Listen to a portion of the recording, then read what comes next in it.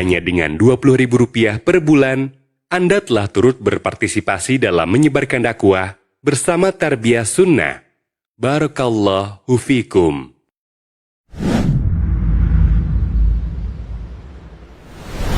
Kajian akan dimulai sesaat lagi. Poster nasihat bisa menjadi sarana dakwah bagi keluarga ataupun lingkungan sekitar kita. Dapatkan poster nasihat gratis tanpa logo yayasan ataupun nama ustadz membuat nasihatnya. Daftar ke nomor berikut 0811 240 1476. Tulis nama, domisili, dan jenis kelamin. Mari bergabung di grup WhatsApp Info YTS. Dapatkan info kajian, poster nasihat, dan berbagai faedah lainnya. Daftarkan diri Anda dengan format nama, _domisili, _ikhwan atau akhwat. Kirim ke nomor 0811 225 1476.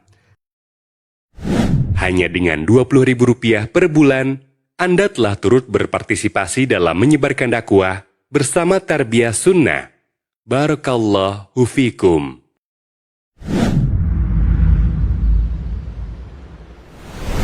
Kajian akan dimulai sesaat lagi. Poster nasihat bisa menjadi sarana dakwah bagi keluarga ataupun lingkungan sekitar kita. Dapatkan poster nasihat gratis tanpa logo yayasan ataupun nama ustadz membuat nasihatnya. Daftar ke nomor berikut 0811 240 1476. Tulis nama, domisili, dan jenis kelamin. Mari bergabung di grup WhatsApp Info YTS. Dapatkan info kajian, poster nasihat, dan berbagai faedah lainnya. Daftarkan diri Anda dengan format nama, _domisili, _ikhwan atau akhwat. Kirim ke nomor 0811 225 1476. Hanya dengan Rp20.000 per bulan, Anda telah turut berpartisipasi dalam menyebarkan dakwah bersama Tarbiyah Sunnah. Barakallahu fikum.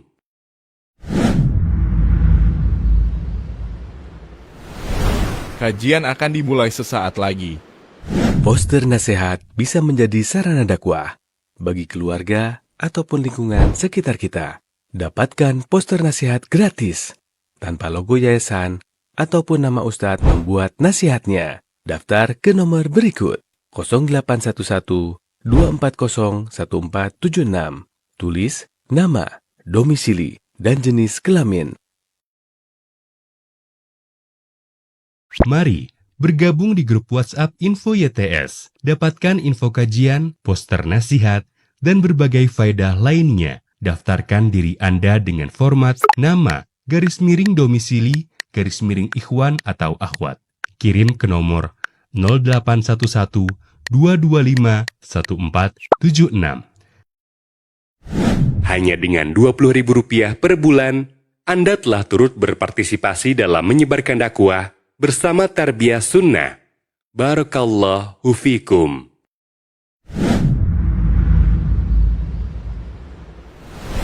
Kajian akan dimulai sesaat lagi.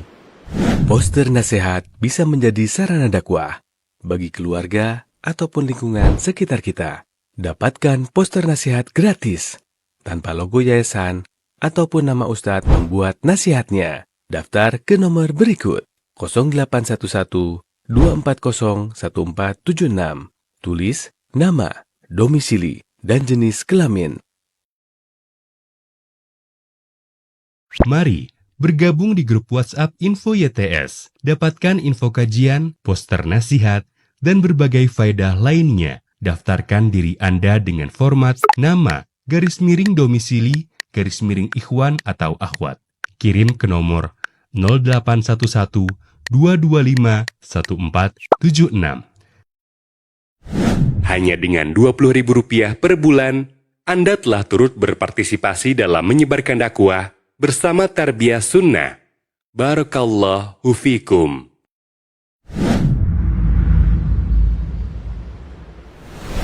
Kajian akan dimulai sesaat lagi. Poster nasihat bisa menjadi sarana dakwah bagi keluarga ataupun lingkungan sekitar kita. Dapatkan poster nasihat gratis tanpa logo yayasan ataupun nama Ustadz membuat nasihatnya. Daftar ke nomor berikut 0811 240 1476.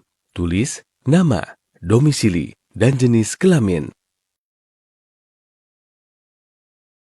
Mari bergabung di grup WhatsApp Info YTS. Dapatkan info kajian, poster nasihat, dan berbagai faedah lainnya. Daftarkan diri Anda dengan format nama, garis miring domisili, garis miring ikhwan atau akhwat. Kirim ke nomor 0811 225 1476. Hanya dengan Rp20.000 per bulan, Anda telah turut berpartisipasi dalam menyebarkan dakwah bersama Tarbiyah Sunnah. Barakallahu fikum.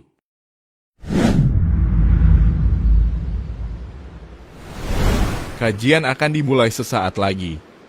Poster nasihat bisa menjadi sarana dakwah bagi keluarga ataupun lingkungan sekitar kita. Dapatkan poster nasihat gratis tanpa logo yayasan ataupun nama Ustadz membuat nasihatnya. Daftar ke nomor berikut 0811 240 1476. Tulis nama, domisili, dan jenis kelamin. Mari bergabung di grup WhatsApp Info YTS. Dapatkan info kajian, poster nasihat, dan berbagai faedah lainnya. Daftarkan diri Anda dengan format nama, garis miring domisili, garis miring ikhwan atau akhwat. Kirim ke nomor 0811 225 1476. Hanya dengan Rp20.000 per bulan, Anda telah turut berpartisipasi dalam menyebarkan dakwah bersama Tarbiyah Sunnah. Barakallahu fikum.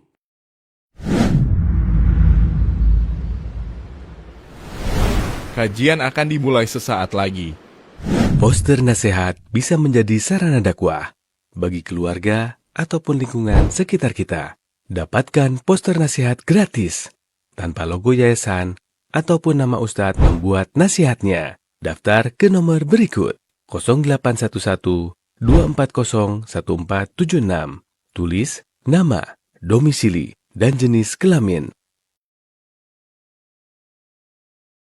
Mari bergabung di grup WhatsApp Info YTS. Dapatkan info kajian, poster nasihat, dan berbagai faedah lainnya. Daftarkan diri Anda dengan format nama, garis miring domisili, garis miring ikhwan atau akhwat. Kirim ke nomor 0811 225 1476.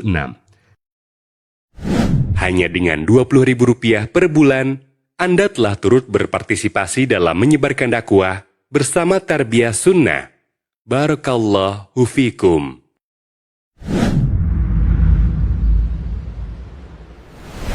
Kajian akan dimulai sesaat lagi. Poster nasihat bisa menjadi sarana dakwah bagi keluarga ataupun lingkungan sekitar kita. Dapatkan poster nasihat gratis tanpa logo yayasan ataupun nama Ustadz membuat nasihatnya. Daftar ke nomor berikut 0811 240 1476. Tulis nama, domisili, dan jenis kelamin. Mari bergabung di grup WhatsApp Info YTS. Dapatkan info kajian, poster nasihat, dan berbagai faedah lainnya. Daftarkan diri Anda dengan format nama, garis miring domisili, garis miring ikhwan atau akhwat. Kirim ke nomor 0811 225 1476. Hanya dengan Rp20.000 per bulan, Anda telah turut berpartisipasi dalam menyebarkan dakwah bersama Tarbiyah Sunnah. Barakallahu fikum.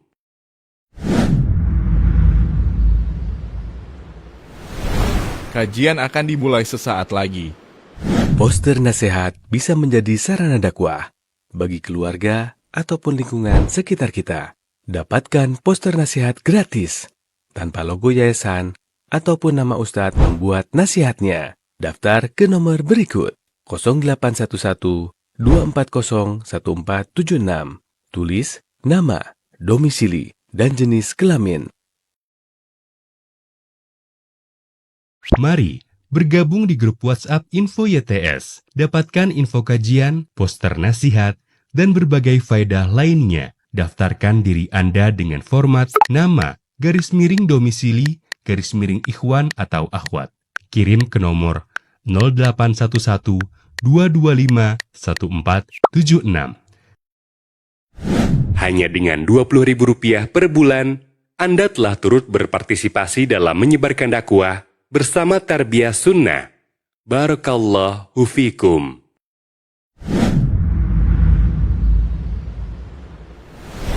Kajian akan dimulai sesaat lagi. Poster nasihat bisa menjadi sarana dakwah bagi keluarga ataupun lingkungan sekitar kita.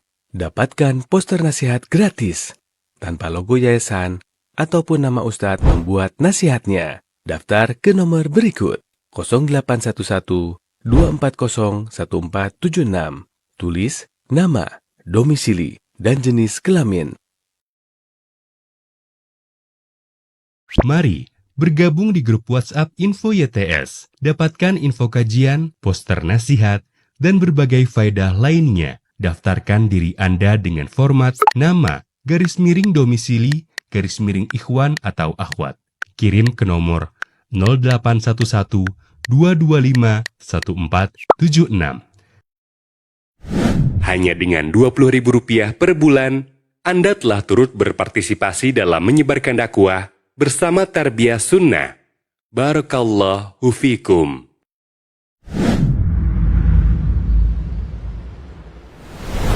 Kajian akan dimulai sesaat lagi. Poster nasihat bisa menjadi sarana dakwah bagi keluarga ataupun lingkungan sekitar kita. Dapatkan poster nasihat gratis tanpa logo yayasan ataupun nama ustadz membuat nasihatnya. Daftar ke nomor berikut 0811 240 1476. Tulis nama, domisili, dan jenis kelamin. Mari bergabung di grup WhatsApp Info YTS. Dapatkan info kajian, poster nasihat, dan berbagai faedah lainnya. Daftarkan diri Anda dengan format nama, _domisili, _ikhwan atau akhwat. Kirim ke nomor 0811 225 1476. Hanya dengan Rp20.000 per bulan, Anda telah turut berpartisipasi dalam menyebarkan dakwah bersama Tarbiyah Sunnah. Barakallahu fikum.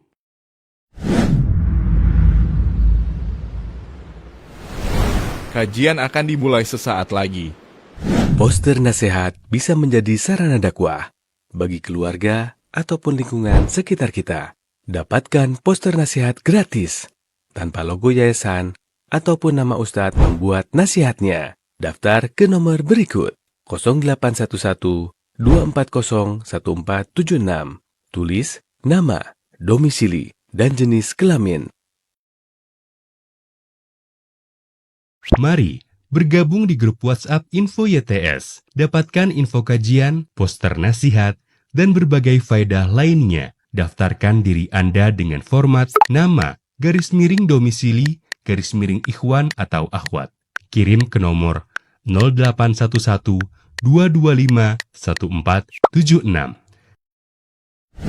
Hanya dengan Rp20.000 per bulan, Anda telah turut berpartisipasi dalam menyebarkan dakwah bersama Tarbiyah Sunnah.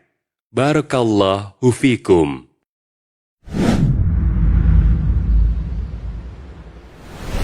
Kajian akan dimulai sesaat lagi. Poster nasihat bisa menjadi sarana dakwah bagi keluarga ataupun lingkungan sekitar kita. Dapatkan poster nasihat gratis tanpa logo yayasan ataupun nama ustadz membuat nasihatnya. Daftar ke nomor berikut 0811 240 1476. Tulis nama, domisili, dan jenis kelamin. Mari bergabung di grup WhatsApp Info YTS. Dapatkan info kajian, poster nasihat, dan berbagai faedah lainnya. Daftarkan diri Anda dengan format nama, _domisili, _ikhwan atau akhwat.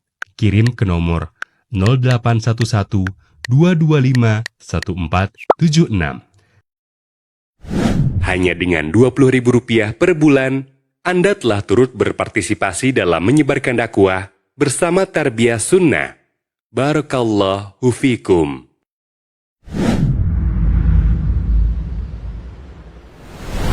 Kajian akan dimulai sesaat lagi. Poster nasihat bisa menjadi sarana dakwah bagi keluarga ataupun lingkungan sekitar kita. Dapatkan Download aplikasi Tarbiyah Sunnah di handphone Anda. Tersedia di Google Play dan App Store.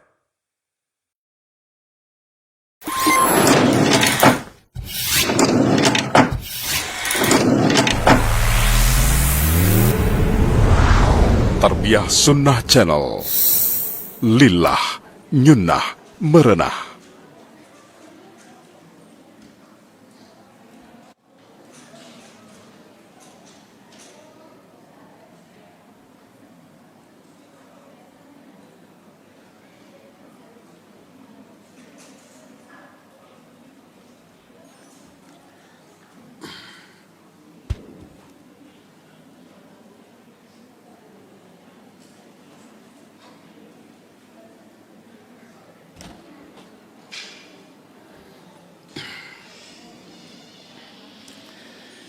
بسم الله الرحمن الرحيم.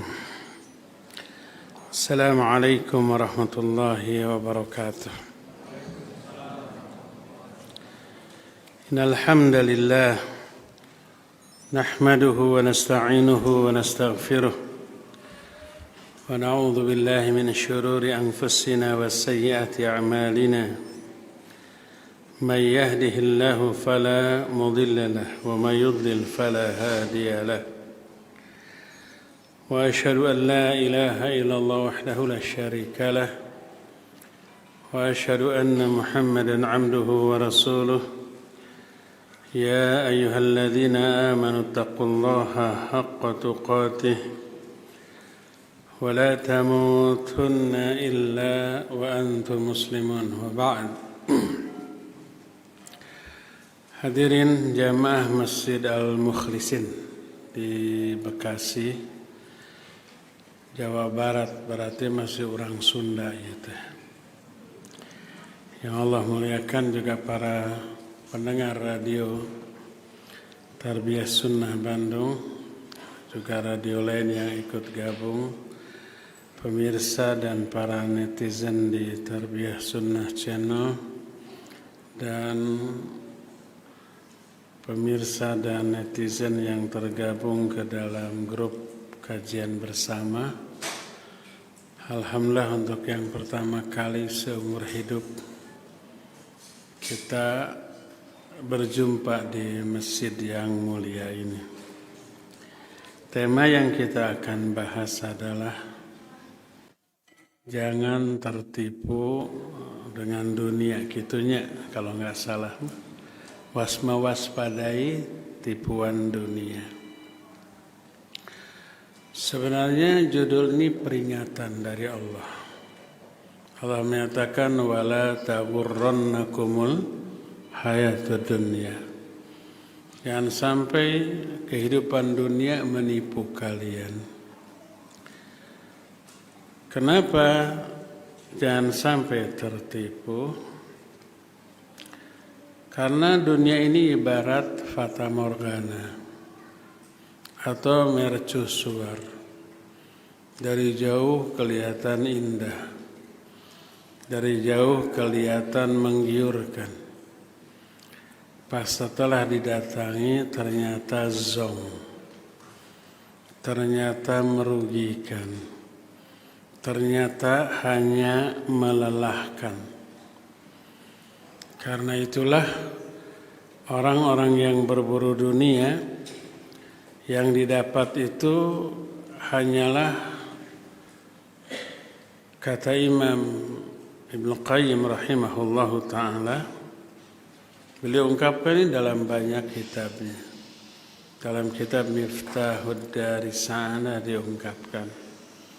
Dalam kitab Ighathatul Lahafan juga diungkapkan. Kata beliau, muhibbud dunya la yanfaku min thalathin. para pencinta dunia ini tidak akan terhindar dari 3 perkara. Hammun lazimun, ada ham. Ham itu resah, gelisah.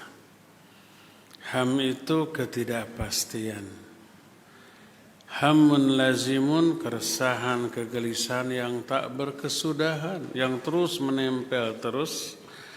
Wa ta'bun daimun, dan kelelahan yang terus menerus. Wa hasratun la tanqadi, dan penyesalan yang tidak ada putus-putusnya. Kata orang Sunda mah bakal kaduhung sagede gunung, hanjakal saluas sagara. Artinya kaduhung itu menyesal segede gunung, menyesalnya seluas lautan samudra yang tak bertepi. Kenapa? Karena yang dinikmati dari dunia yang diburu hanya sedikit sekali, tapi tanggung jawab hisab yang berat di akhirat itu naudzubillah.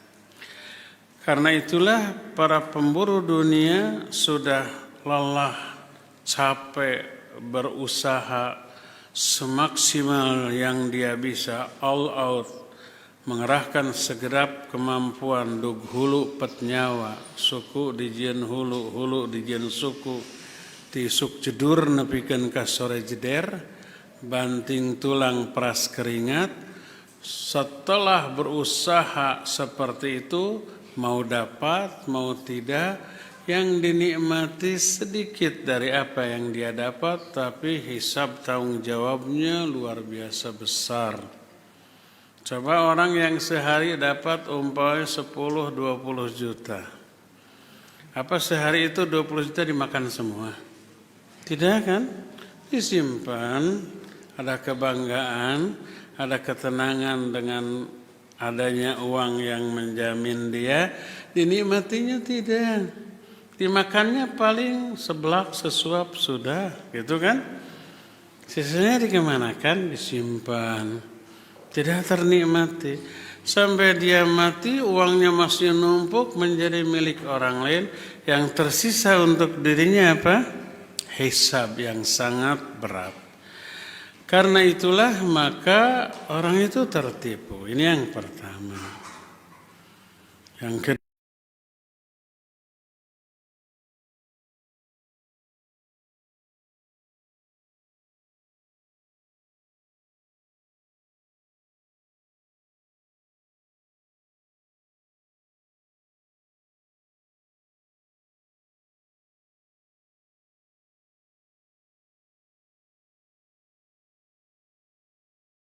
berikut ini. Kata beliau, ma dhi'bani ja'iani ursila fi ghanamin bi afsada laha min hirsil mar'i 'ala al-mal wasyarafi lid-dini. 2 ekor serigala yang kelaparan, yang dilepaskan berburu seekor kambing. Bahaya enggak tuh? Amat sangat super baik itu kambing bisa habis oleh 2 ekor serigala yang apa? Yang kelaparan. Sangat membahayakan si kambing tersebut, dijamin habis tuh. Tapi ternyata itu tidak lebih merusak, tidak lebih berbahaya dibanding ketamakan seseorang terhadap harta, terhadap dunia yang merusak agama dan kehormatannya. Ketamakan seseorang terhadap dunia merusak agamanya, merusak kehormatannya dengan daya rusak yang jauh lebih besar dibanding 2 ekor serigala yang kelaparan yang dilepas kepada seekor kambing tadi. Kambing itu pasti habis itu, pasti mati itu, pasti dimakan dan pasti binasa. Ternyata lebih berbahaya ketamakan seorang manusia terhadap harta yang merusak agamanya dan kehormatannya. Agamanya hancur. Gak peduli halal, gak peduli haram. Seorang muslim, prinsip seorang muslim ketika usaha ya, mencari rezeki, yang dipikirkan jangan sekedar untung rugi lo. Itu sekedar wasilah. Tapi yang dipikirkan itu halal apa haram? Dosa apa tidak? Ridho Allah ataukah murka Allah gitu. Yang harus dipikirkan itu. Makanya usaha apapun, jual beli jual jasa seperti travel haji atau umroh, yang dipikirkan jangan hanya untung rugi, tapi halal haram. Allah ridho atau murka. Apakah ada barokah ataukah ada laknat di sini? Kalau ternyata caranya ada penyimpangan, ada unsur ghararnya, ada unsur dustanya, ada unsur kezaliman kepada kawan bisnisnya, tercabut barokah, tidak ada ridha Allah, tidak ada pahala, untung gede tapi Allah murka, nggak ada barokahnya itu. Padahal ingat, rizki dicari untuk menopang ibadah, bukan merusak ibadah. Coba perhatikan. Surah Az-Zariyat 56, wa ma khalaqatul jinna wal insa illa liya'budun. Terus ayat berikutnya, ma uridu minhum mir rizqin wa ma uridu ayyut'imun. Innallaha huwar razzaqu dzul quwwatil matin. Tidaklah aku ciptakan jin dan manusia kecuali untuk ibadah kepadaku. Lihat ayat berikutnya. Aku tidak menginginkan rizki dari manusia. Tidak mengharapkan mereka memberi makan. Allah nggak butuh rizki, Allah nggak perlu makan. Tapi sebaliknya Allah yang memberi rizki kepada mereka. Allah perintahkan ibadah. Allah kasih fasilitas penopang ibadah berupa rizki. Tujuan utama ibadah, Allah mudahkan rizki untuk menopang ibadah. Rizki dicari untuk mendukung ibadah, bukan melalaikan ibadah. Rizki dicari untuk meraih ridha Allah, bukan untuk memperoleh keuntungan dunia, walaupun harus melanggar syariat Allah. Enggak. Orang kan sekarang terbalik. Rizki dicari sampai mengabaikan ibadah. Mencari rizki sampai sholat diabaikan, ibadah diabaikan, belajar syariat diabaikan. Itu terbalik dengan tujuan diberikannya rizki oleh Allah. Allah berikan rizki itu agar ibadah kita tambah maksimal, bukan mencari rizki sampai mengabaikan ibadah. Karena itu maka ketika ada orang yang berburu dunia, serakah dia kepada dunia, agamanya bakal rusak. Ya'ti 'alan nasi zamanun la yubali fihi al-mar'u min aina akhadha al-mal, amin halalin aw min haramin. Akan datang kepada manusia suatu zaman. Di zaman itu orang sudah lagi tidak peduli apakah dia memperoleh harta itu dengan cara yang halal atau haram. Ya peduli, yang penting dapat. Sampai lahir slogan, ungkapan, mencari yang haram aja susah, apalagi yang halal. Ada yang gitu? Iya, banyak. Jangan sampai seorang muslim prinsipnya seperti itu. Yang penting dapat, mau halal mau haram gimana nanti. Keliru. Karena itulah maka banyak orang yang tertipu di dalam perkara ini. Nah, bagaimana caranya agar kita ini tidak tertipu dengan kehidupan di dunia? Ada beberapa hal yang perlu untuk dipikirkan. Pertama, kenali hakikat dari dunia ini. Hakikat dari dunia dari beberapa sisi. Pertama, hakikat dunia adalah dalam pandangan Allah Azza wa Jalla, dunia ini super hina. Sehina apa? Coba perhatikan.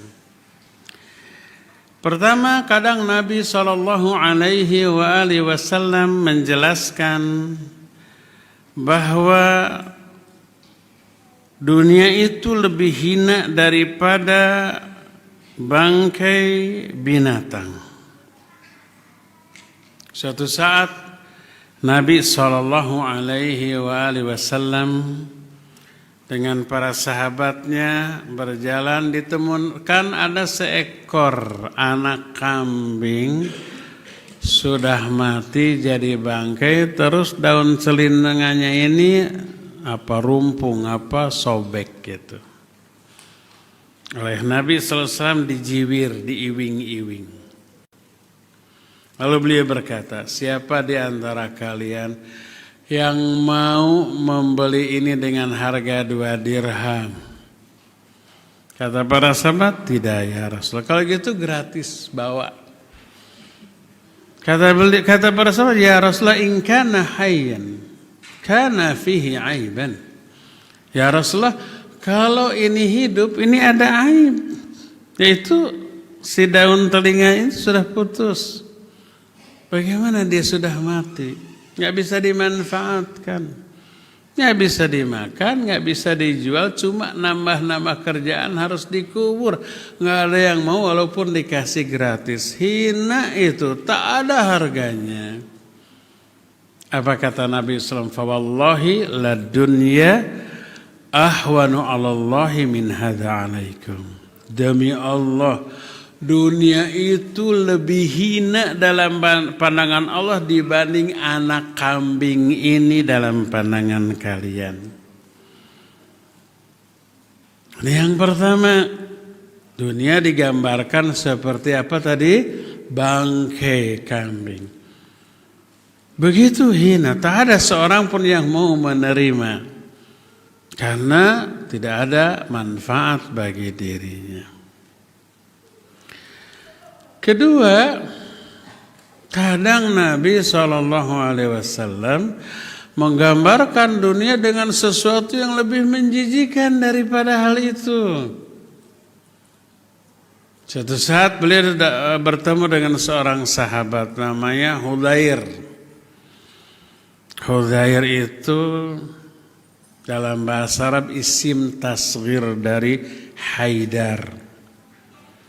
Haidar ditasgirkan Hudair. Kalbun Kulaib, Amdun Ubaid, kayak gitulah. Artinya kecil. Ubaid hamba kecil. Kulaib anjing kecil. Hudair Haidar kecil. Haidar itu singa loh. Rajanya singa, bukan raja singa. Rajanya singa. Ali Al-Hakam dalam kitab Mukhtasar Marijil Qabul mengutip pendapat para ulama. Al-Haidaru fil asad kal malik fin nas.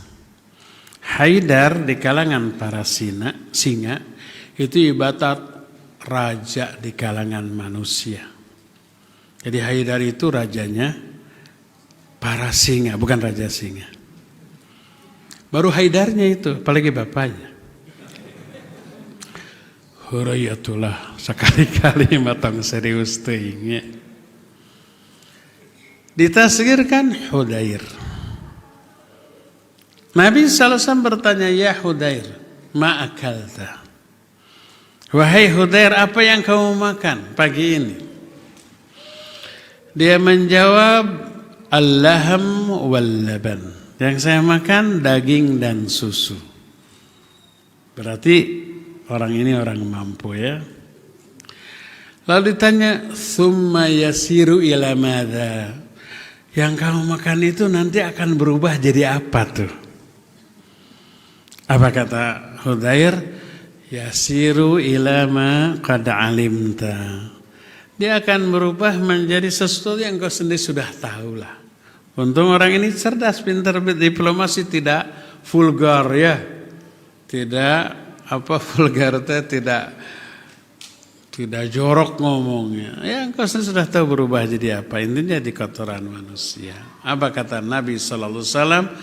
Demi Allah, apa yang keluar dari perutmu itu adalah gambaran dunia menurut pandangan Allah Azza wa Jalla. Hina. sehina kotoran manusia. Itu dunia menurut pandangan Allah Azza wa Jalla. Karena dunia tidak berharga, hina, Allah kasih dunia walaupun ke orang kafir. Orang yang durhaka, orang yang memerangi Allah dan Rasulnya, memerangi agamanya, memerangi kaum muslimin. Ada orang kafir yang kaya raya? Banyak. Kenapa Allah kasih? Nggak ada harganya dunia ini. Karena itulah maka para ulama mengungkapkan, kalau ada orang beramal, beribadah, beramal soleh, tapi diniatkan untuk dunia. Ada orang rajin tahajud, kenapa? Agar dagangannya laris. Ada orang rajin saum sunnah, kenapa? Agar karirnya nanjak. Ada orang zikir sekian puluh ribu kali, untuk apa? Agar urusannya, usahanya lancar. Ada orang melakukan salawat begini begitu, agar cepat dapat jodoh. Ada yang begitu? Ibadahnya, amal solehnya begitu agung, tapi niatnya untuk dunia. Diumpamakan ibarat orang yang memiliki sendok dari emas yang berhiaskan berlian, mahal miliaran. Tapi itu sendok yang mahal miliaran itu dipakai untuk nyiduk kotoran manusia. Betapa mahalnya sendok, betapa hinanya apa yang diambil oleh sendok itu. Betapa agungnya nilai ibadah, baik tahajud, saum, zikir, salawat, agung untuk akhirat, tapi diniatkan untuk meraih dunia. Kan jauh lebih mahal ibadahnya ya, daripada dunia yang diniatkannya tuh. Jauh lebih mahal sendoknya daripada apa yang diambil. Yang diambil oleh sendoknya itu kotoran. Itulah dunia. Karena itulah maka Nabi SAW dalam hadis yang lain menyatakan bahwa kata Rasul sallallahu alaihi wasallam, "Lau kana hadhihi dunya ta'dilu janaha ba'udhatin indallah." Seandainya dunia ini ada nilai dalam panah Allah, walaupun senilai sehelai sayap seekor nyamuk. Nyamuk kecil, ambil sayapnya sehelai. Saya nggak tahu berapa helai itu sayap nyamuk. Ambil sehelai. Ada harganya? Nggak ada. Dijual? Nggak ada. Yang mau beli dikasih gratis juga nggak mau. Jangankan sayapnya, dengan nyamuknya sekarung. Mungkin masih ada manfaatnya, dipakai pakan ikan atau burung gitu ya. Seandainya dunia menurut Allah ada nilai di sisi Allah senilai dengan harga sehelai sayap seekor nyamuk, maka Allah tak akan memberikan kepada orang kafir walaupun seteguk air. Kalau ada nilai.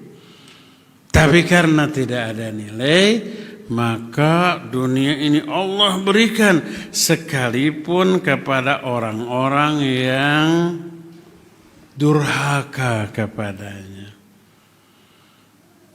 Inilah gambaran dunia menurut Rasul sallallahu alaihi wasallam, begitu hina. Digambarkan sebagai sesuatu yang hina kotoran manusia, digambarkan sebagai sesuatu yang hina seperti bangkai binatang, tidak lebih bernilai daripada harga sehelai sayap dari seekor nyamuk, dan seterusnya. Ketiganya, yang kedua ya. Yang ketiganya, selain dunia ini begitu hina, sehina bangkai atau kotoran, juga dunia ini terlaknat beserta seluruh isinya. Ungkapan Nabi SAW. Beliau bersabda, ad-dunya mal'unatun wa mal'unun ma fiha. Dunia ini terlaknat. Terlaknat pula semua yang ada di dunia. Semua. Kecuali ada beberapa perkara yang Allah kecualikan. Illa zikrullah, yaitu zikir kepada Allah. Kedua, ilmu dan orang-orang yang terlibat di dalam aktivitas ilmu, belajar atau mengajar. Zikrullah, belajar, mengajar, itu merupakan amalan yang menghindarkan laknat, bahkan sebaliknya. Mengundang turunnya rahmat, pahala, ampunan, ridho Allah Azza wa Jalla. Hadis sahih riwayat Imam Muslim, Nabi SAW menyatakan, majtama'a qaumun fi baitin min buyutillah yatsluna kitab Allah wa yatadarasuna fima bainahum. Tidaklah satu kaum berkumpul di salah satu rumah Allah lalu baca Al-Quran dan mempelajari isinya, belajar Quran, illa ghasyiathumur rahmah wa unzilat alaihimus sakinah wa haffathumul malaikah wa dzakarahumullahu fi man indah. Kalau satu kaum berkumpul di rumah Allah, baca Quran, mempelajari isinya, maka akan dicurahkan rahmat kepada mereka, bukan laknat. Akan diturunkan sakinah, ketentraman jiwa, bukan keresahan dan kegelisahan. Para malaikat ngumpul kemudian menaungi mereka. Kata Rasul sallallahu alaihi wasallam, innal malaikata la tadau ajnihata li talibil ilm ridan bima yasna. Para malaikat itu meletakkan sayap-sayap mereka bagi orang-orang yang sedang mencari ilmu karena ridho terhadap apa yang sedang mereka kerjakan. Hadisnya riwayat Imam Muslim. Kata Imam Al-Khattabi rahimahullah, ketika menjelaskan hadis ini, yang dimaksud malaikat meletakkan sayapnya ada 3 makna.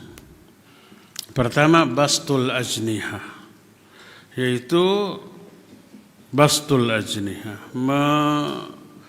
meberkeun jangjangna. Naon meberkeun teh? Mengembangkan sayapnya, dinaungkan tuh. Kedua, annahu bimakna nuzul fi majalisil ilm wa ala mutiran.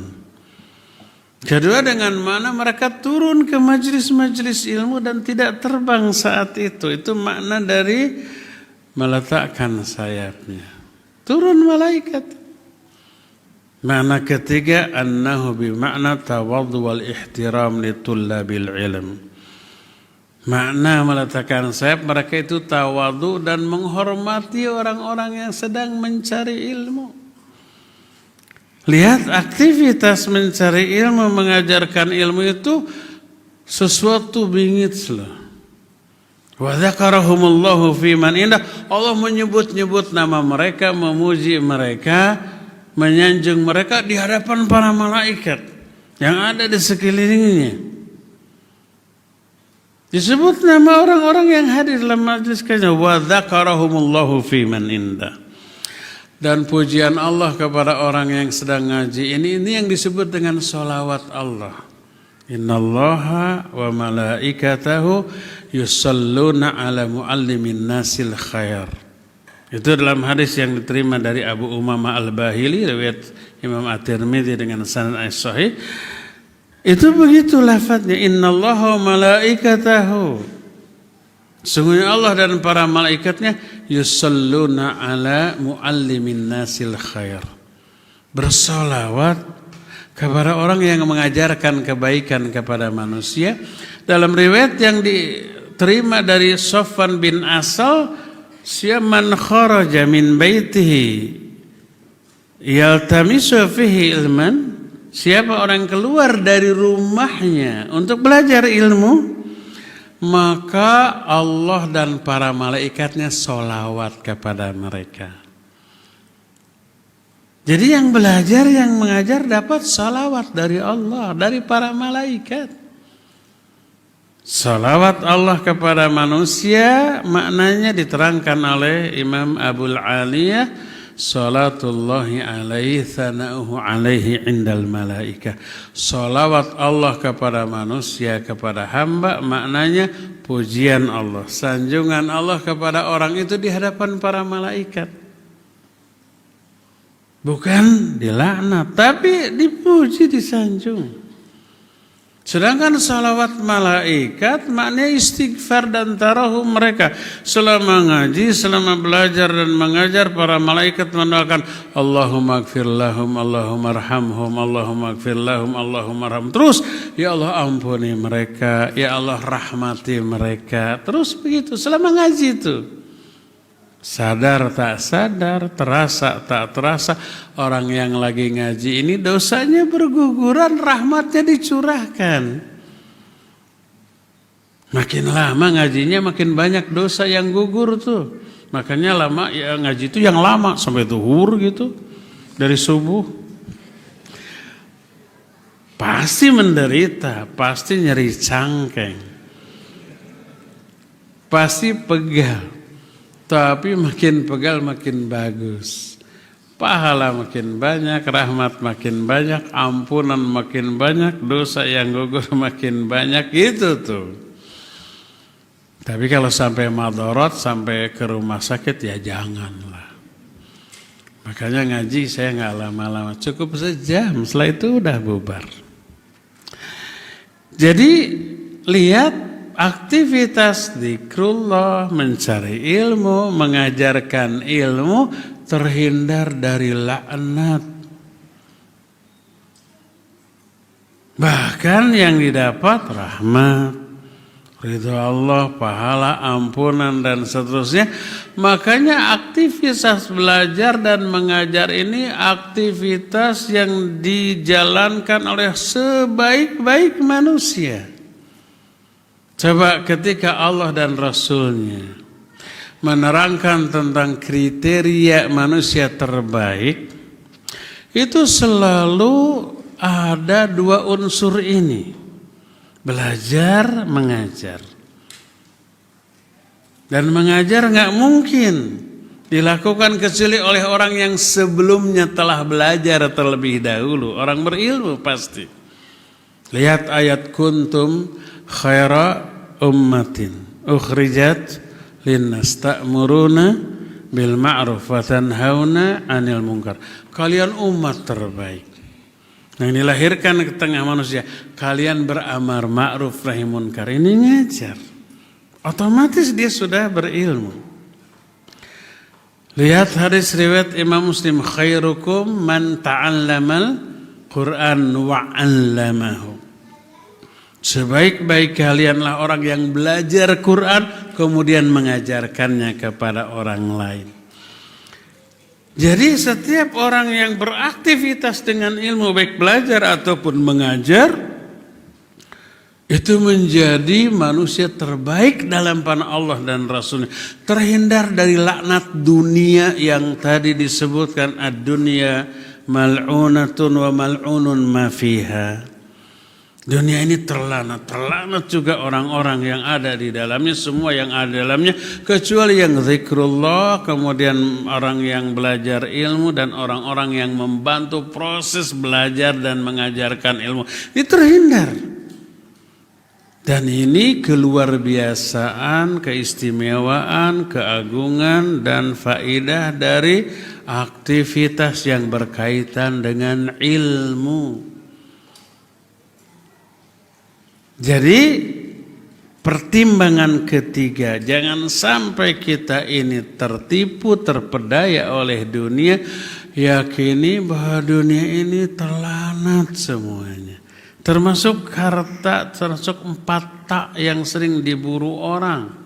Harta, tahta, wanita, Toyota. Merek itu Maya. Yang diburu semuanya terlaknat. Kenapa terlaknat? Nanti kita jelaskan. Yang tidak terlaknat hanya orang yang kehidupannya diisi dengan zikrullah, belajar, mengajar, berdakwah, dan bersabar di atas semua itu. Inilah pertimbangan ketiga, jangan sampai kita tertipu dengan urusan dunia. Keempat, dari aspek waktu, dunia ini hanya sekejap. Dunia ini hanya sebentar. Dunia ini tempat persinggahan sementara, bukan sementerus. Walaupun sementahun, tak akan semen abad. Akhirat negeri yang abadi. Coba berapa sih usia kita di dunia? Rata-rata 60-70 tahun. Jarang yang di atas itu. Kalau ada 1-2 manusia langka. Ada yang di bawah itu sudah meninggal banyak. Anggaplah Kak Ikhwan, 100 tahun kita dikasih waktu hidup. 100 tahun, setelah itu kemana? Kita pergi ke alam kubur. Berapa lama di alam kubur? Sampai kiamat. Berapa tahun itu? Nggak tahu. Bisa ratusan tahun, ribuan tahun, puluhan ribu tahun, mungkin jutaan tahun, mungkin. Kita nggak tahu kapan kiamat. Kita akan lebih lama di alam kubur. Kalau 100 tahun di dunia dibanding 10.000 tahun di alam kubur, 100 tahun itu sebentar apa lama? Sebentar dibanding umpamanya 10.000 tahun di alam kubur. Setelah kiamat celeger, dunia ini hancur. Alam jagat raya ini musnah. Kehidupan kita berlanjut. Kemana? Ke alam akhirat. Kita akan dikumpulkan di padang mahsyar dengan kondisi yang mengenaskan. Kita telanjang, kita tidak beralas kaki, kita tidak lagi berkhitan. Matahari sangat dekat, sejauh 3 mil, panasnya nggak ketulungan. Semua orang menderita di sana. Sampai semua orang nyari syafaat untuk bisa cepat lepas, ingin segera dihisab. Lalu hisab lebih mengerikan lagi. Sampai menyeberang sirat. Ada yang nyebur ke neraka, ada yang selamat. Sampai berakhir di surga dan di neraka. Itu baru proses. Sampai ke surga ke neraka, itulah hakikat kehidupan yang sebenarnya nggak ada akhirnya. Allah menyatakan, wa inna daral akhirata lahiyal hayawan law kanu ya'lamun.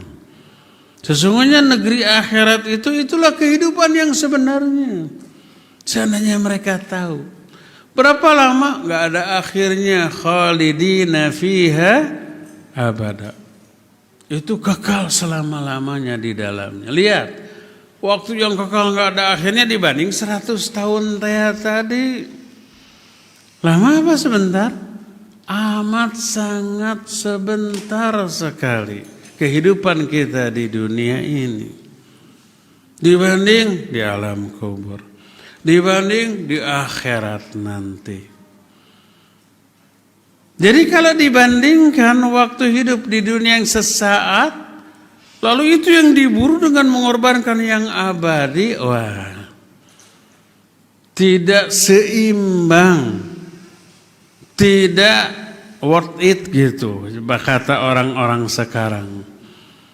Jadi tidak sebanding dengan harga yang harus kita tebus. Kepentingannya sesaat, kenikmatannya sesaat, tapi berakibat penderitaan yang abadi di akhirat kalau kita hanya berburu dunia. Makanya Nabi SAW menyatakan, perumpamaan antara aku dan dunia ibarat orang yang sedang safar lalu menemukan sebatang pohon lalu dia berteduh sebentar untuk kemudian berangkat lagi menuju tujuan. Saat berteduh sebentar itulah gambaran dari kehidupan kita di dunia. Maka Imam Ibnu Qayyim menyusun satu kitab tebal berjilid-jilid. Tapi intinya hanya menjelaskan gambaran kehidupan di dunia ini. Judul kitabnya itu Miftahud Daris Sa'adah. Kunci negeri kebahagiaan. Negeri kebahagiaan itu surga. Kuncinya apa? Ternyata kuncinya itu ilmu. Agar surga bisa dibuka, kuncinya ilmu, pelajari ilmu. Makanya kitab itu berisi ratusan penjelasan poin-poin tentang keutamaan ilmu. Ratusan poinnya tuh. Kita sudah 3 atau 4 tahun kita bahas di setiap Ramadan, belum tamat juga tuh. Nah, beliau menggambarkan begini. Pertama, manusia itu diciptakan untuk menempati surga.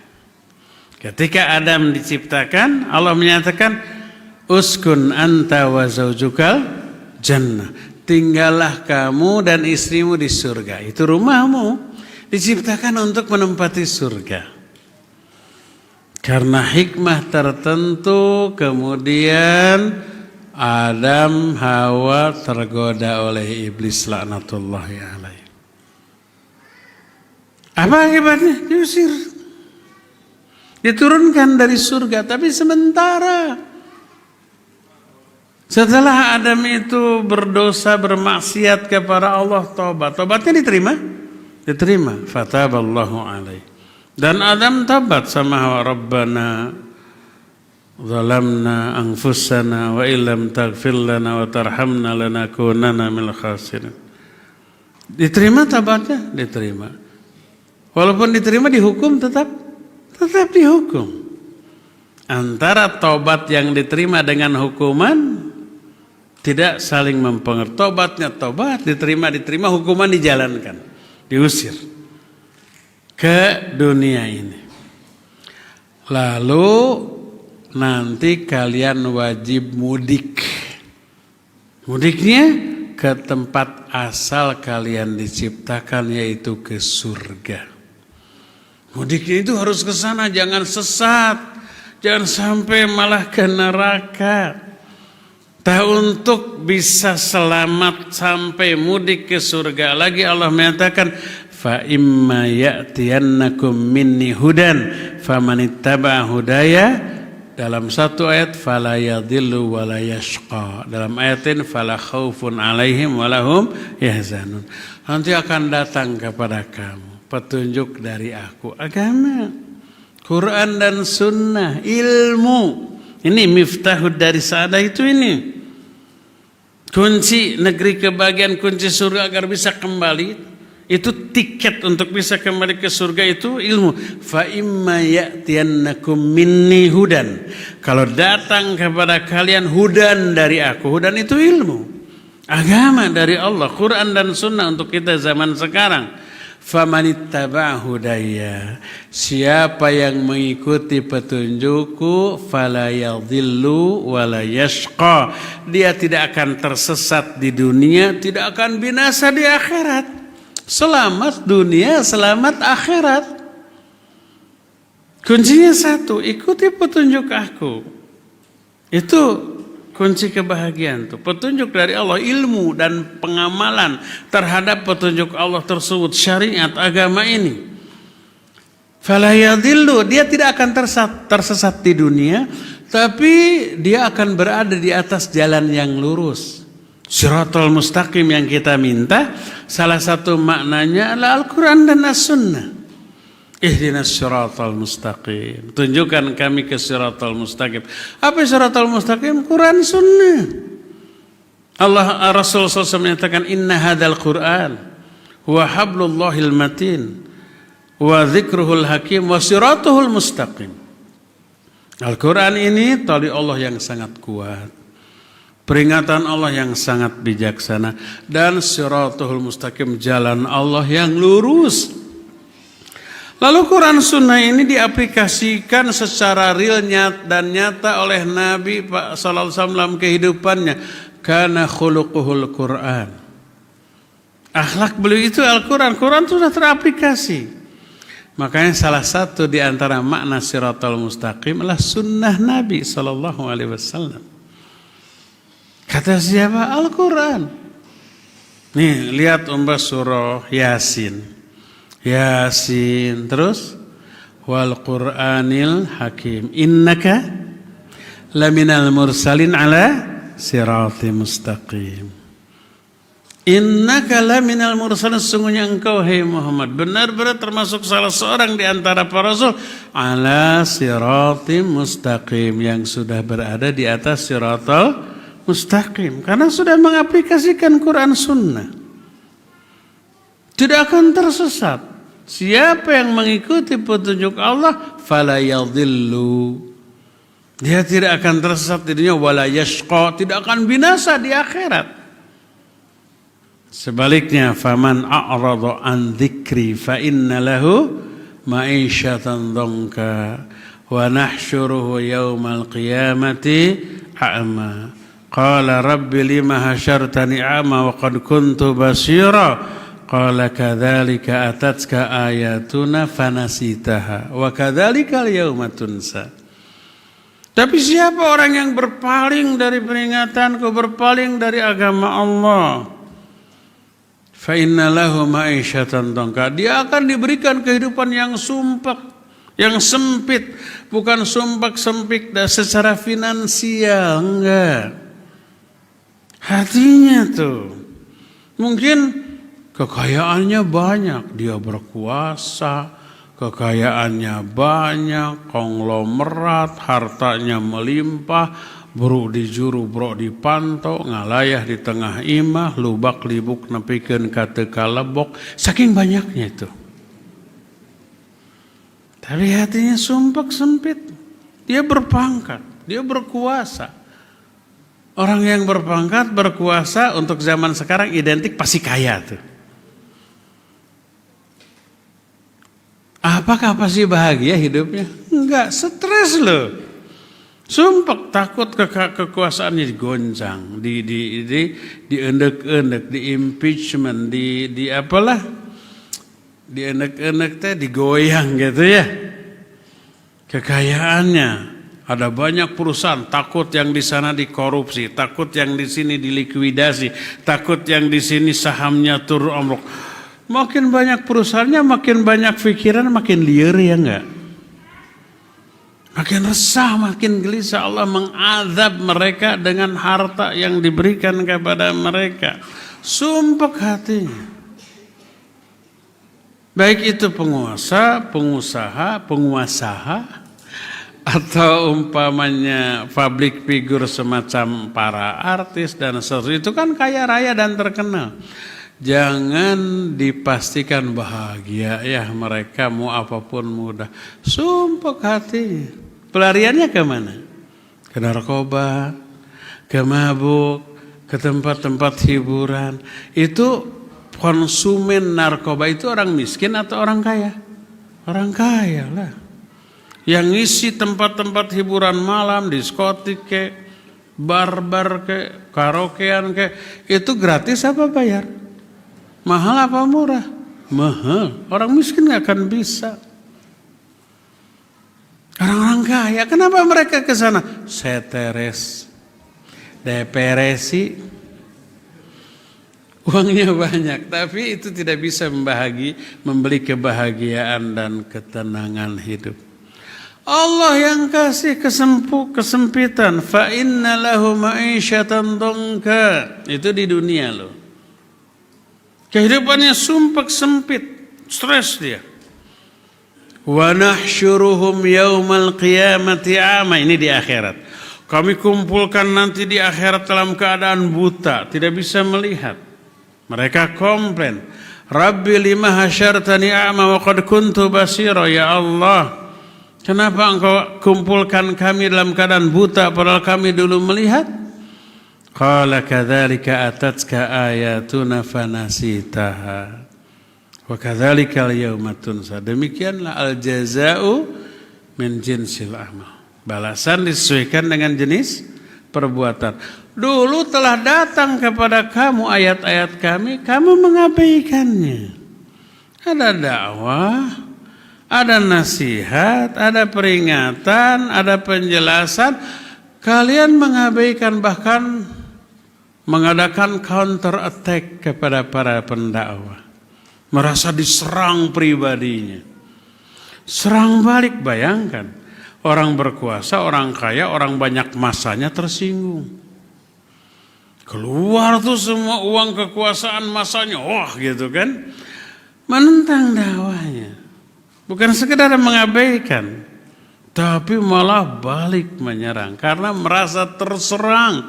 Padahal para dai bukan menyerang, tapi mengingatkan. Nasihat dianggap sebagai serangan. Dakwah peringatan dianggap sebagai hinaan. Bereaksi mereka. Kata Allah, kadzalika atatka ayatuna. Telah datang kepada kalian ayat-ayat kami, fanasitaha. Kalian mengabaikannya. Wa kadzalika al-yauma tunsa. Demikian juga pada saat sekarang kami mengabaikan kalian. Dengan cara apa? Dihinakan. Ini bagi orang yang berpaling dari peringatan Allah, dari ilmu. Tidak mau belajar, tidak mau mengajar, apalagi tidak mau mendengarkan pelajaran. Maka terkena laknat dunia dan akhirat. Ad-dunya mal'unatun wal mal'unun ma fiha. Laknatnya berupa apa? Kesempitan hidup. Kesumpekan perasaan di tengah gelimangnya harta kekayaan dan kekuasaan. Itu baru di dunia. Di akhiratnya mereka akan jauh lebih hina lagi daripada kehinaan yang Allah timpakan kepada mereka di dunia.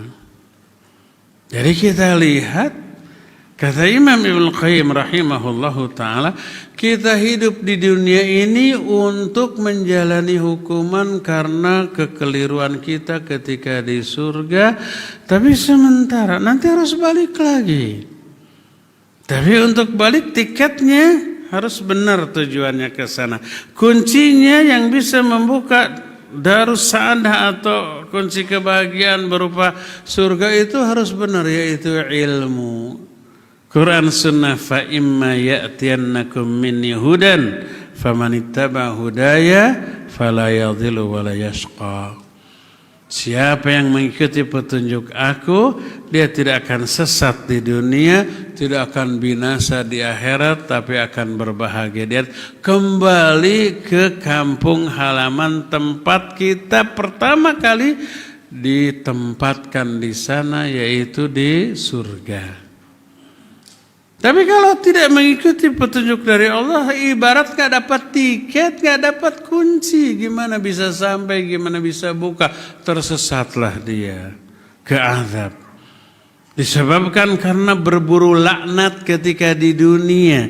Dia memilih apa yang ada di dunia para terlaknat. Ad-dunya kulluha mal'unatun wa mal'unun ma fiha. Kecuali tadi zikrullah, ilmu baik belajarnya ataupun mengajarkannya, itu yang terhindar dari laknat baik dunia sampai akhirat. Yang celakanya lagi, akhirat itu abadi selama-lamanya.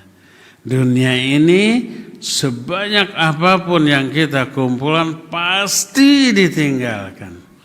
Mungkin kita yang meninggalkan dunia atau dunia yang meninggalkan kita. Kita kaya raya berkuasa, tiba-tiba hilang kekayaan, hilang kekuasaan. Kembali menjadi orang yang tak punya apa-apa dalam keadaan masih hidup.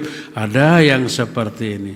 Ada juga ketika kekuasaan puncak-puncaknya dan harta begitu melimpah, dia mati duluan, dia meninggalkan dunia itu duluan. Yang ada adalah hisab atas semua kekayaan dan harta yang dimilikinya. Dinikmatinya tidak.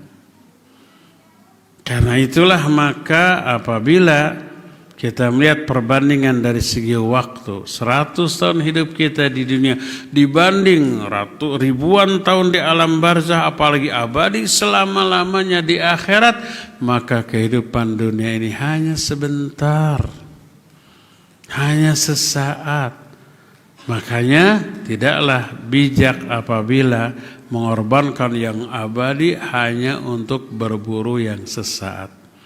Kata Nabi SAW, al-kayyisu mandana nafsahu. Orang yang kayis itu yang cerdas, adalah orang yang menghitung-hitung dirinya, introspeksi dan mempersiapkan kehidupan setelah mati. Karena setelah akalnya berpikir, oh iya ini mah pasti ditinggalkan, yang itu mah pasti akan didatangi dan masanya jauh lebih panjang bahkan abadi, yang cerdas pasti akan memilih itu daripada memilih yang sebentar ini.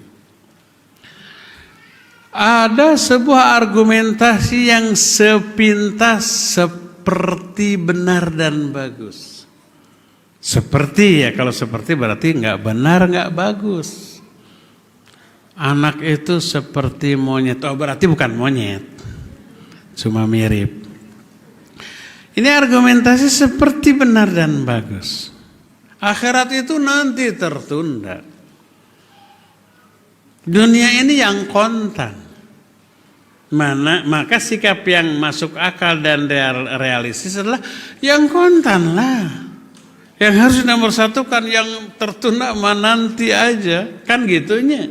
Benar apa salah pemikiran ini? Benar salah.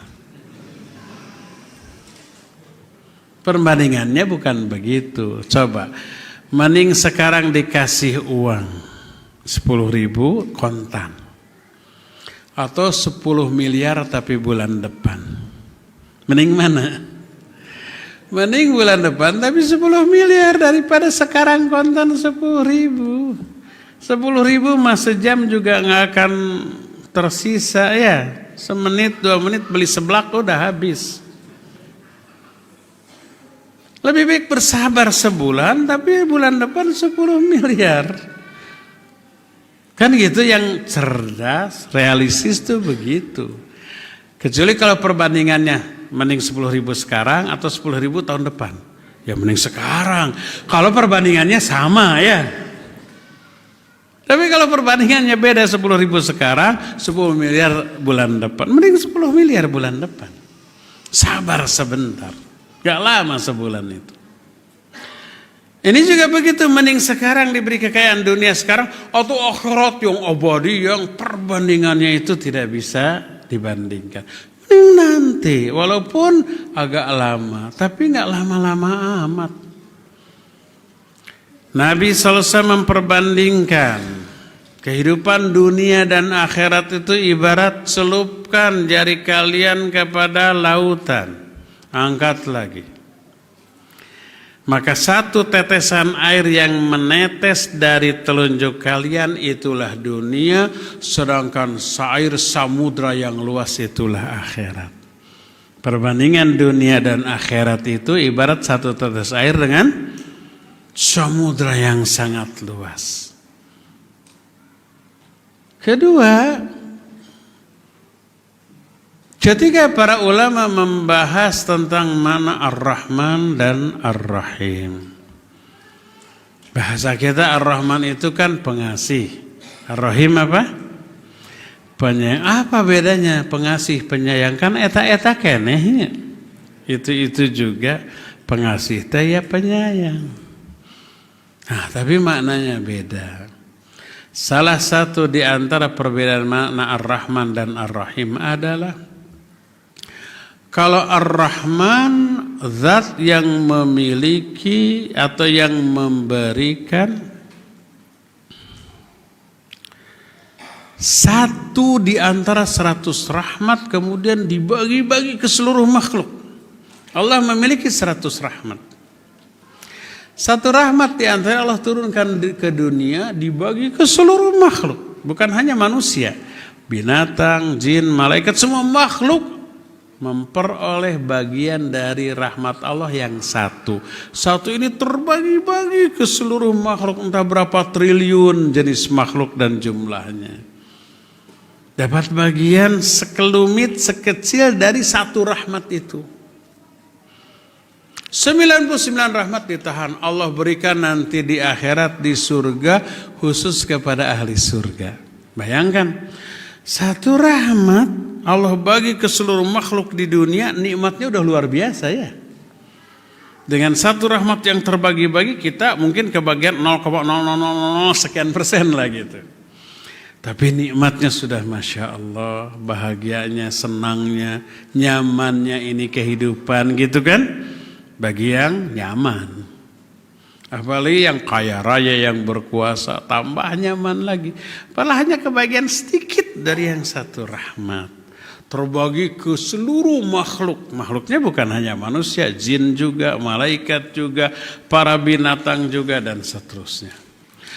99 rahmat tertahan.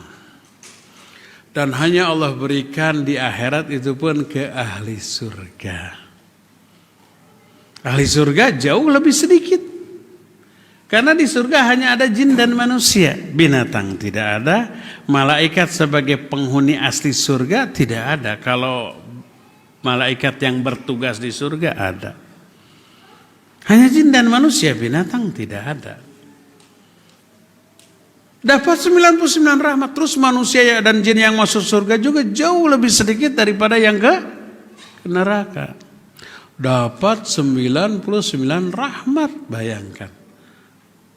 Makanya keindahan, kemewahan, keistimewaan surga gak bisa dibayangkan dengan kehidupan di dunia.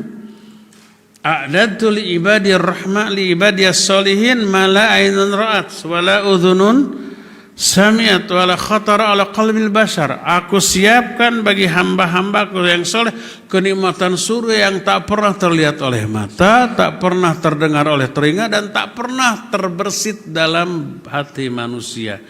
Sehebat, seindah apapun kita membayangkan surga, menggambarkan surga, kenyataan surga yang sebenarnya jauh lebih indah lagi daripada bayangan gambaran kita. 99 rahmat, bayangkan. Jadi perbandingan kenikmatan dunia yang hanya satu rahmat dibagi ke seluruh makhluk dengan 99 rahmat. Tak ada beda, tak ada bandingannya kenikmatan di surga itu dibanding dengan dunia. Sampai-sampai orang yang paling akhir masuknya ke dalam surga, dalam kitab Sahih Muslim ada satu bab, akhiru man dakhalal jannah min ummati. Orang yang paling akhir masuknya ke dalam surga di kalangan umatku. Itu orang muslim yang paling banyak dosanya. Nyaris nggak ada kebaikan kecuali iman. Masuk dulu ke neraka. Sampai orang-orang semua masuk surga, yang ke neraka duluan sudah habis dosanya, dimasukkan ke surga. Ini yang terakhir, paling gede dosanya tuh. Tapi habis juga dosanya oleh siksanya. Lalu diangkat, sudah gosong-gosong. Masukkan ke Nahrul Hayat, sungai kehidupan, utuh lagi. Masuk ke dalam surga. Dia dapati kapling di surga sudah full, sudah penuh. Gak ada tempat untuk dirinya. Kata dia, ya Allah, aku dapati tempat di surga sudah penuh. Apa kata Allah Azza wa Jalla? Ridhokah kamu apabila kamu aku beri istana termegah di dunia? Kita nggak tahu istana termegah di dunia itu istana siapa ya? Istana Sultan Hasanah Bolkiah gitu? Atau MBS gitu? Kita belum tahu ya. Yang jelas pasti megah. Orang ini menyelatas tahzibiyah, tong heureuy ka abdi mah ya Allah, dianggap bercanda. Karena dia apa? Paling durhaka dikasih istana termegah. La astahzibika, aku tidak bercanda denganmu. Ridho enggak kamu apabila diberi 2 kali lipat, 3 kali lipat, 4 sampai 10 kali? Hasbuk hasbuk, raditu ya Allah. Cukup ya, ridho ya Allah. Diberikan 10 kali termewah dibanding istana termewah yang ada di dunia. Itu kepada orang yang paling durhaka, yang paling akhir masuknya ke dalam surga. Bayangkan kalau orang lebih dahulu. Kita lihat perbandingan kemewahan kenikmatan surga dengan dunia, nggak ada apa-apanya dunia ini. Karena itulah ikhwati sekalian, sehebat, semewah, sebahagia, segembira apapun kenikmatan dunia, itu hanya semu, tak bisa memuaskan kita secara maksimal. Berbeda dengan di akhirat, bahkan seluruh kenikmatan dunia ini pertama, hanya beberapa menit, berapa detik atau jam, nggak sampai harian. Yang kedua tetap berisiko. Coba apa sih kenikmatan di dunia? Umpamanya makan minum. Berapa lama kita nikmatnya makan, lagi lapar banget, disiapkan makanan terenak. Berapa lama nikmatnya? Paling piring pertama ya. Masih ingin nambah piring kedua. Senikmat yang pertama? Enggak, berkurang. Pingin lagi, masuk piring ketiga, sudah enak. Enggak lagi terasa nikmat. Dipaksa bisa muntah. Tidur lagi, capek, ngantuk, tidur. Nikmat berapa jam? Setelah kenyang tidur, terus kita tidur lagi, pusing kita, ya enggak? Belum resiko makan banyak, kolesterol naik, berat badan naik, tensi naik, kadar gula darah naik, asam urat naik, kan gitunya. Makanya sudah di atas 40 tahun ke atas tuh makanan tuh dipilih.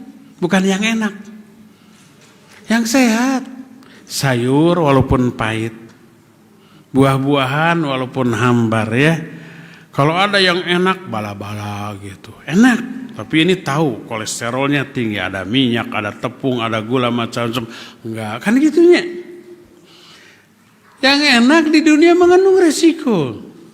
Dan tak berapa lama ternikmatnya bala-bala, sabar siki sih. 5 enak, ke 6 udah enak. Itu di dunia. Di akhirat semua yang buruk, yang jelek tidak ada. Tidak ada resiko penyakit, tidak akan nambah umur, artinya ketuaannya tidak akan bertambah dan seterusnya. Sehingga kalau ditukar kesenangan dunia dengan mengorbankan akhirat adalah sesuatu yang menipu kita. Karena itu kejarlah kebahagiaan yang hakiki di dunia, kehidupan yang hakiki di akhirat, dan jadikan dunia ini sebagai wasilah untuk meraih kebahagiaan akhirat. Ya, itu gambaran tentang kondisi dunia. Sekarang bagaimana caranya agar kita tidak tertipu dengan kehidupan dunia? Pertama, waktunya sudah habis, tinggal tersisa 5 menit lagi untuk tanya jawab. Jadi kiat agar tidak tertipu dengan kehidupan dunia belum sempat kita bahas. Kita hanya membahas hakikat dari dunia dalam pandangan Allah dan Rasulnya. Intinya dihina, sehina kotoran, sehina bangkai, lebih murah daripada harga sehelai sayap dari seekor nyamuk dan seterusnya.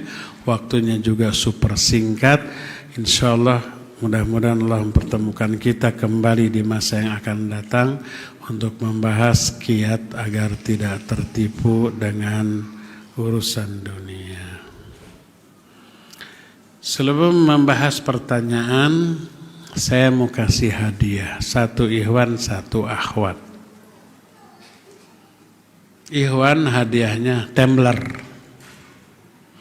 Akhwat hadiahnya blender.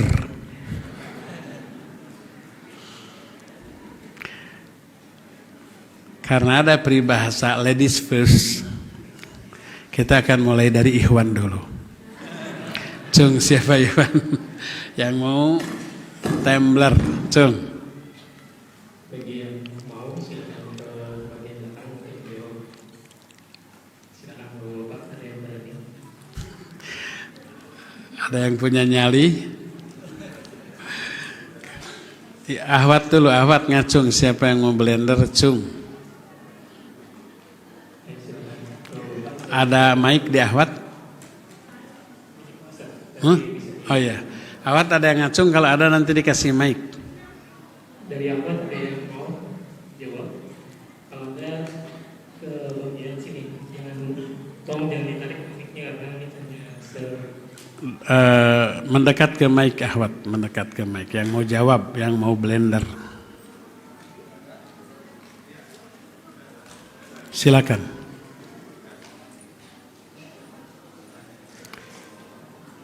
Oh, udah ada Ahwat, siap. Ahwat, sebutkan 2 saja gambaran dunia menurut syariat Islam. Hakikat dunia dalam pandangan Allah lebih hina dari menghina. Nabi menggambarkan dunia seperti kotoran yang keluar dari perut manusia. Diibaratkan sendok emas berbalut berlian, tapi tetap digunakan untuk minyak kotoran, tetap nilainya rendah. Tidak lebih bernilai dari sekedar sayap seekor nyamuk. Kan 2, itu mah 3 tuh. Iya, Serakah amat. Ya sudah, barakallahu fi. Kasih blender ya. Ikhwan, nih penampakannya. Nah, mau kata. Kasih.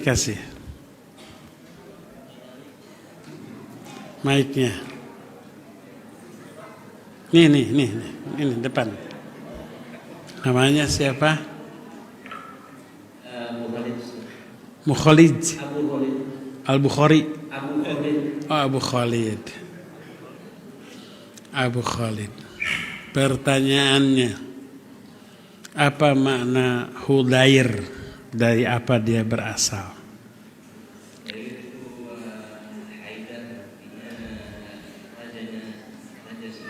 Bukan raja singa.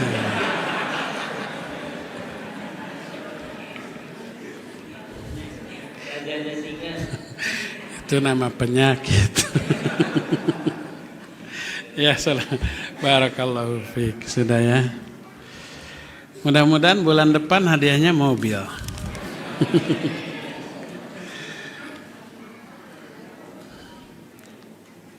Pertanyaan pertama. Anak-anak kebetulan sedang mondok dan sudah kelas 3 SMP. Di pesantrennya ada isu hubungan sejenis gitu ya. Sekedar isu. Bagaimana sikap anak? Apa harus anak pindahkan saat SMA nanti di sekolah lain misalnya agar bisa dekat dan terawasi.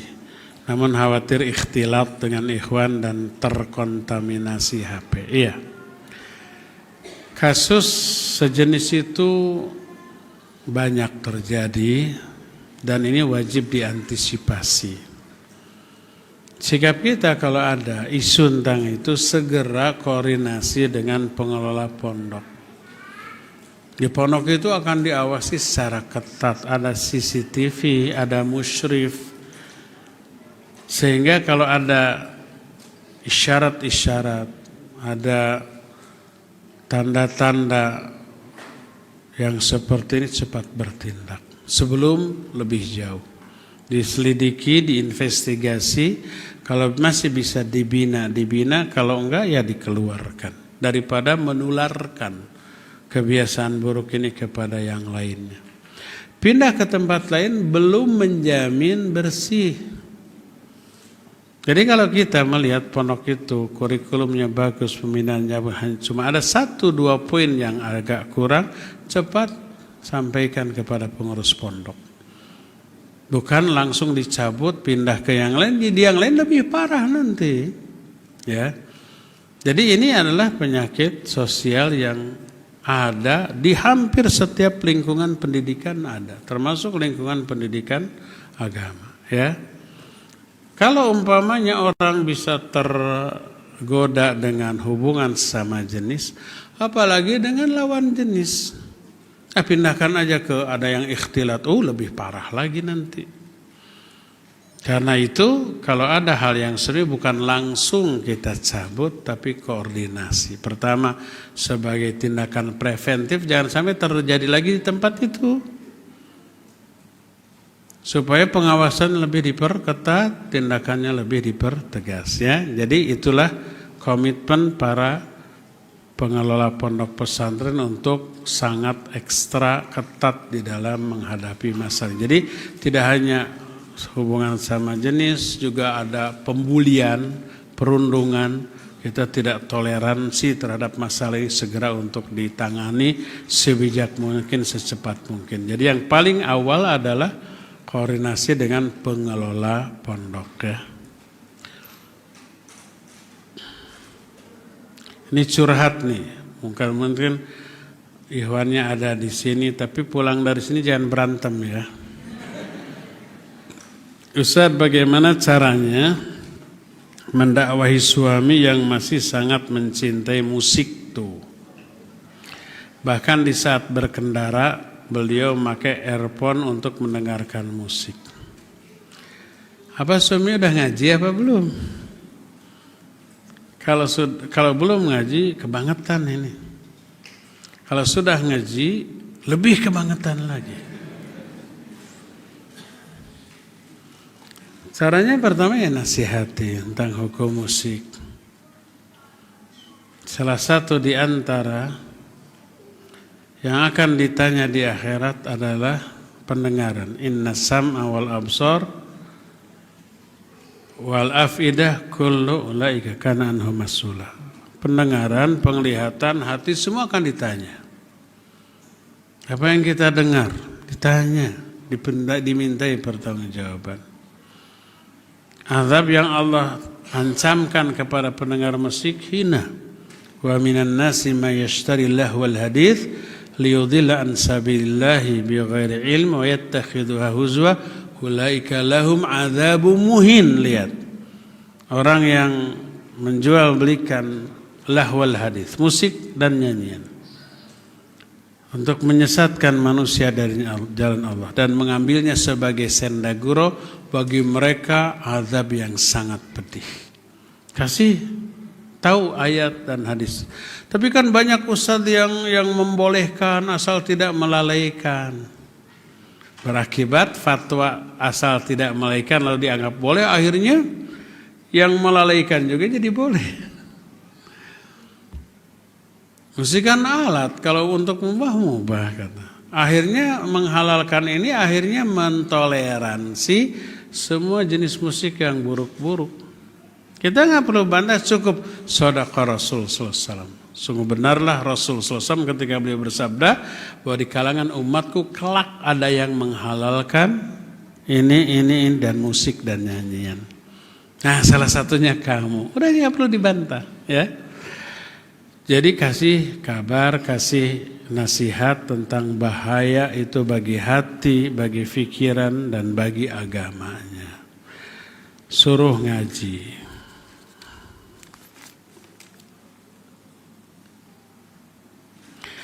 Bagaimana cara menghilangkan malas bangun malam saat tahajud? Agar tidak malas, berupayalah untuk meraih kenikmatan dengan tahajud. Kalau merasa nikmat, walaupun malas dia paksakan. Bagaimana caranya agar nikmat di dalam bertahajud? Ini wajib ditunjang dengan aktivitas lain. Apa aktivitas lain itu? Coba hafalkan Al-Quran. Begitu ada hafalan baru, satu-satunya momen untuk menjaga hafalan itu dalam sholat, terutama tahajud. Pas ada surat baru yang hafal, ingin segera saya baca nanti dalam tahajud. Hayati maknanya, selain hafal, tajwid makhrajnya juga diperhatikan maknanya. Lalu pas kita baca di dalam tahajud, lebih terhayati. Maka dengan cara seperti itu kita dapat sesuatu dari tahajud. Tenang, tentram, di saat orang terlelap, di saat hening, kita bermunajat, berdialog dengan Allah dan menghayati makna dari yang kita baca, itu sesuatu bingit, itu addicted, menyebabkan dia itu ketagihan, ingin merasakan itu. Ketika sujud dalam tahajudnya, coba baca Allahumma a'inni ala dzikrika wa syukrika wa husni ibadatika. Minta agar dikhusyukkan oleh Allah dalam tahajud kita. Allahumma a'inni ala dzikrika, ya Allah bantu aku dalam berzikir kepadamu. Wa syukrika wa husni ibadatika, dalam bersyukur kepadamu, dalam melakukan ibadah yang baik kepadamu. Mencakup kekhusyuan. Allah kasih jalan untuk bisa khusyuk dan menikmati tahajudnya. Kalau tahajudnya nggak melahirkan kenikmatan, ya pasti malas karena nggak dapat apa-apa dia dari tahajudnya, ya. Jadi berusahalah untuk merasakan kenyamanan, ketenangan dengan tahajudnya. Insya Allah nanti dia akan semangat. Ketika malas, ngantuk, tapi ini menyenangkan, nikmat, dia akan memaksakan diri untuk bangun, insya Allah. Saya ibu rumah tangga, saya mudah ngantuk tapi susah tidur. Itu kenapa ya Ustaz? Apa karena dunia? Pertama, coba periksa ke dokter. Kedua, kalau mudah ngantuk menunjukkan banyak hal. Kurang lancarnya sirkulasi darah di dalam tubuh. Mungkin banyak penumpukan kolesterol, kemudian penyumbatan, lemak, jarang gerak. Coba olahraga, ringan saja, senam-senam ringan, supaya sirkulasi darah lancar, suplai nutrisi dan oksigen ke seluruh bagian itu merata, dan itu insya Allah akan menghindarkan dari rasa ngantuk. Olahragalah gitu. Mungkin antum yang punya kontak WA saya suka melihat saya suka lari ya. Untuk apa itu? Memotivasi, menginspirasi orang. Olahraga jangan diabaikan untuk stamina kita, termasuk konsentrasi kita menopang ibadah. Kalau sakit-sakitan, gampang ngantuk, gampang pegal, itu mengganggu ibadah kita, mengganggu aktivitas positif kita.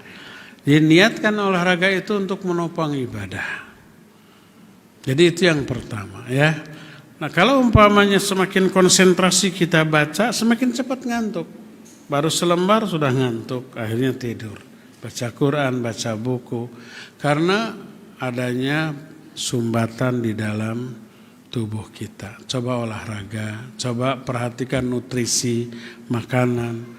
Perbanyak protein, perbanyak sayur, buah, dan kurangi karbo, kurangi minyak, kurangi gula. Kalau perlu gula tinggalkan sama sekali ya. Kurangi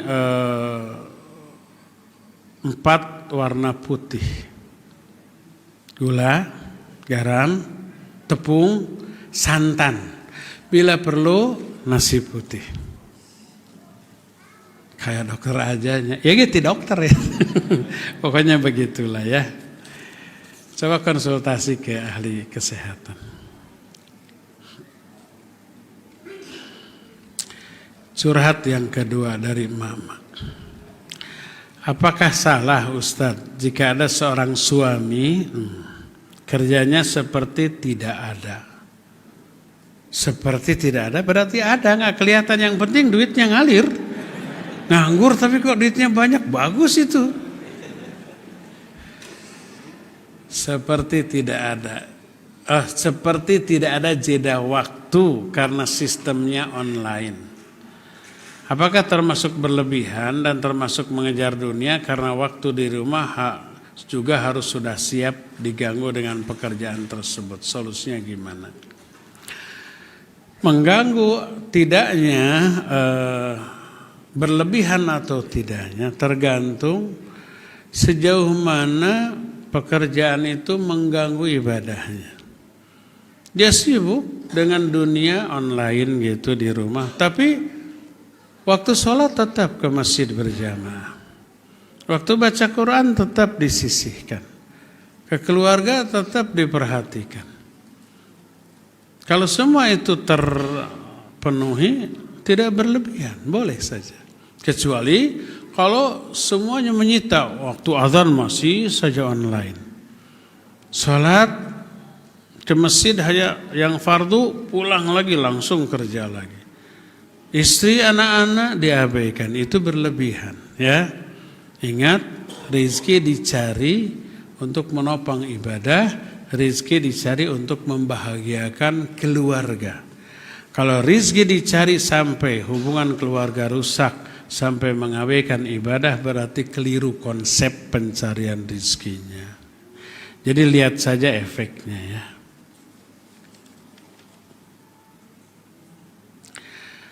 Bagaimana menghilangkan perasaan diri lebih mulia ketika mencapai kesuksesan hidup di dunia?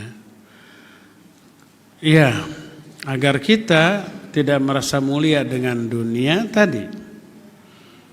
Orang kafir pun dikasih dunia yang lebih banyak daripada yang diberikan ke kita. Itu bukanlah wujud atau bukti kemuliaan dalam pandangan Allah Azza wa Jalla. Mulia tidaknya itu karena agamanya, karena akhiratnya, bukan karena dunianya. Ingat tadi dunia itu hina. Diberi dunia sama dengan memiliki bangkai, sama dengan memiliki kotoran, sama dengan meraih laknat. Jadi tidak ada nilai kemuliaan di sana, ya. Nilai kemuliaan hanya ada pada agamanya dan ada pada akhiratnya, ada pada amal solehnya. Jangan menilai mulia atau tidaknya itu dari aspek dunia. Walillahil izzatu walirasulihi walil mu'minin. Kemuliaan itu hanya milik Allah, milik Rasulnya, dan milik orang-orang beriman karena keimanannya. Terakhir, boleh nggak kita beli baju bagus, kendaraan bagus, makan enak dengan tujuan mensyukuri nikmat Allah? Boleh, nggak masalah, selama itu halal. Kata Nabi SAW, siapa orang yang memiliki takabur dalam dirinya tidak akan masuk surga. La yadkhul jannah man kana fi qalbi mithqala dzarratin min kibrin. Ada orang bertanya, ya Rasul, innar rajul yuhibbu an yakuna thawba husnan wa na'la husnan. Ada orang yang suka pakai pakaian bagus, sendal bagus. Apa ini sombong? Kata beliau, tidak. Innallaha jamilun yuhibbul jamal. Allah itu indah dan menyukai keindahan, ya.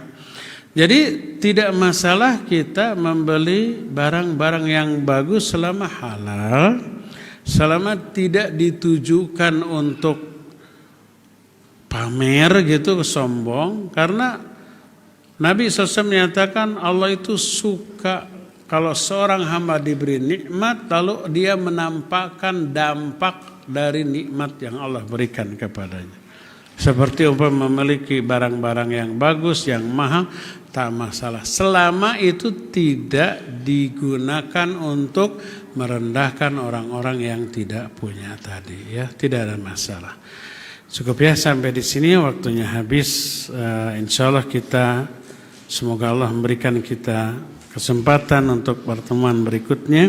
Subhanakallahum bihamdik. Asyhadu an la ilaha illa ant, astaghfiruka wa atubu ilaik, walhamdulillahi rabbil alamin.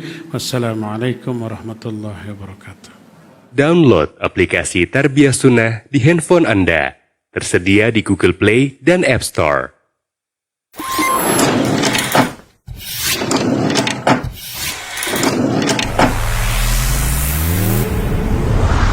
Tarbiyah Sunnah Channel. Lillah, nyunnah, merenah.